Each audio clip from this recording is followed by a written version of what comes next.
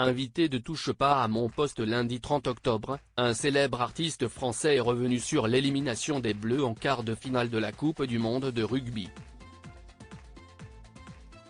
Fan de sport, il n'a toujours pas digéré la défaite et pointe notamment du doigt l'arbitrage durant le match. Si est une élimination qui va être longue à digérer pour les supporters du 15 de France. Un peu à l'image de la cruelle défaite des Bleus du football en finale du dernier mondial, les joueurs de Fabien Galtier ont échoué de seulement un point face à l'Afrique du Sud en quart de finale de la Coupe du monde de rugby. Un événement organisé, qui plus est, en France et qui revêtait une importance capitale pour toute la France du rugby. Malheureusement, les Bleus ont subi plusieurs décisions arbitrales qui restent en travers de la gorge et ce n'est pas Gérard Lanvin qui dira le contraire.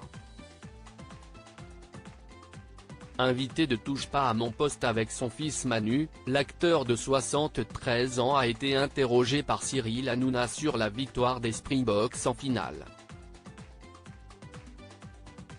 Je suis content pour ce pays. Quand tu as vu le film, Invictus, note de la rédaction, Nelson Mandela qui a amené le sport à ce niveau-là, commence par dire Gérard Lanvin, avant d'évoquer les coéquipiers d'Antoine Dupont, j'ai évidemment été très triste pour l'équipe de France, qui sont des tueurs, des mecs que j'adore et qui sont magnifiques.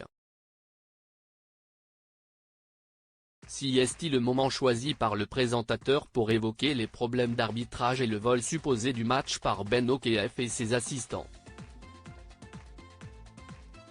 Un constat que l'acteur partage totalement, au grand dam de Gilles Verdet, qui conteste cette version des faits.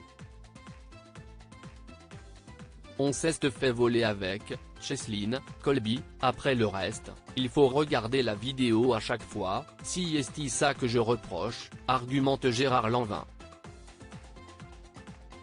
Il fait bien évidemment référence à la tentative de transformation avortée de Thomas Ramos, contrée par le joueur sud-africain, parti légèrement trop tôt, ce que l'arbitrage vidéo aurait dû remarquer. Gilles Verdet lui demande alors d'être fair-play et de reconnaître la défaite du 15 de France, ce que ce dernier n'a aucun mal à faire. Pour conclure, Gérard Lanvin évoque sa frustration de voir les Bleus éliminés aussitôt dans la compétition, mais il admet avoir adoré cette Coupe du Monde.